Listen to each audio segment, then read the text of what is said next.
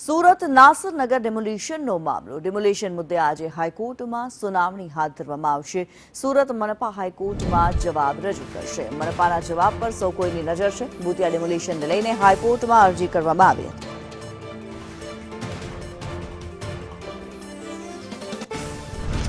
સુરત મનપા દ્વારા આજે હાઈકોર્ટમાં જવાબ રજૂ કરવામાં આવશે।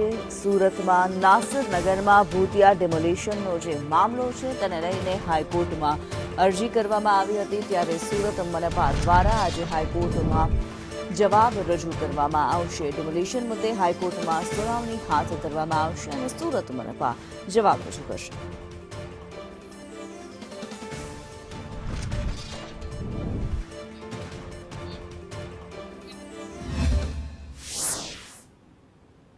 નાસરનગરમાં ડેમોલિશન મામલે હાઈકોર્ટમાં સુનાવણી હાથ ધરવામાં આવશે। આજે મનપા દ્વારા હાઈકોર્ટમાં જવાબ રજૂ કરવામાં આવશે, ત્યારે નાસરનગર ડેમોલિશનને લઈને ઘણા બધા સવાલો ઊભા થઈ રહ્યા છે।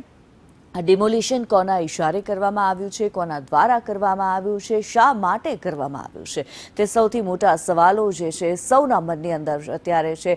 આ જે ડેમોલિશનની કાર્યવાહી કરવામાં આવી તેમાં કયા અધિકારીઓ સંડોવાયેલા હશે, અધિકારીઓની શું ભૂમિકા રહી, તે પણ અત્યારે સવાલ થઈ રહ્યો છે। ત્યારે આજે હાઈકોર્ટમાં સુનાવણી હાથ ધરવામાં આવશે।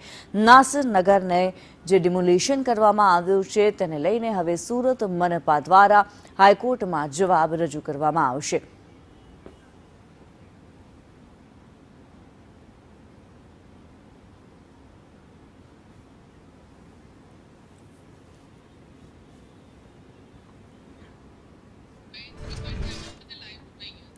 જયેન્દ્ર પાંડે વધુ વિગતો સાથે લાઈવ જોડાયેલા છે। જયેન્દ્ર, આજે હાઈકોર્ટમાં નાસરનગર ડિમોલિશનને લઈને સુનાવણી।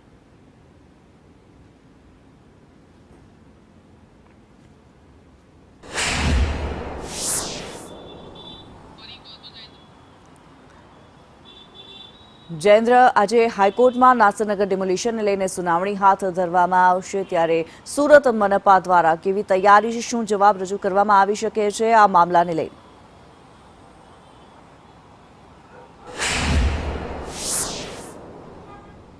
બિલકુલ કેન્દ્રની જે રીતે સમગ્ર મામલાને આજે 13મો દિવસ માનવામાં આવી રહ્યો છે, ત્યારે હાઈકોર્ટમાં પણ આની સુનાવણી કરવામાં આવશે। અધિકારીઓ ગાંધીનગર ગયા હોવાની વાત સામે આવી છે। બીજી વાત એમ છે કે આ સમગ્ર કૌભાંડમાં ખુદ એસએમસી પોતાના ચક્રવ્યૂહમાં ફસાઈ ગઈ હોય તેવું લાગી રહ્યું છે, અને જેના બિલ્ડર પર આરોપ લાગ્યો હતો સંજય લખાણી, તે પણ પોતાના ચક્રવ્યૂહમાં ફસાયા હોવાની વાત સામે આવી રહી છે। કારણ કે જે રીતે ગતરોજ બિલ્ડર સંજય લખાણી જે છે આ જમીનના મૂળ માલિકના ઘર સુધી પહોંચ્યો હતો, તો બિલ્ડરને શા માટે ફરજ પડી કે તમે તેમના ઘરે જાઓ, એ સૌથી મોટો સવાલ ઊભો થઈ રહ્યો છે।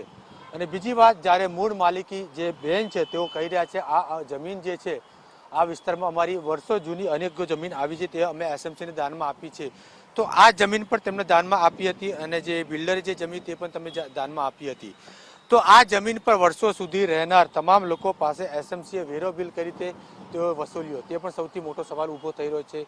વીજ કંપની દ્વારા વીજ પણ કઈ રીતે વસૂલ્યો, તે પણ સૌથી મોટો સવાલ થઈ રહ્યો છે।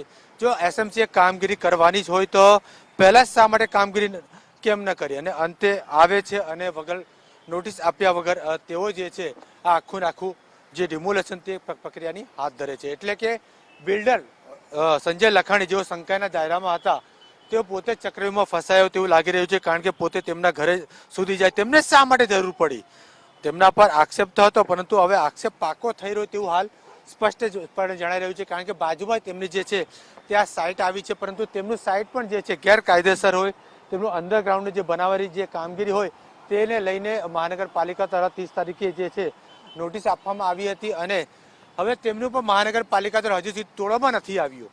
એટલે કે હવે સવાલ અનેકો ઊભા થઈ રહ્યા છે। મહાનગરપાલિકા ખુદ પોતાના ચક્રવ્યૂહમાં ફસાઈ રહ્યું હોય। આપણે કેટલાક સ્થાનિક લોકોને પૂછવાનો પ્રયાસ કરીશું કે તેઓ અહીંયા કેટલા વર્ષથી રહી છે, અને તે ઉપરાંત તેમની પાસે તે કોઈ પ્રકારના અહીં પુરાવા છે કે તમે અહીં કેટલા વર્ષથી રહો છો? મારો જન્મ અહીંયા જ થયો અને હું અહીંયાથી મોટો તો નાનાથી મોટો થયો।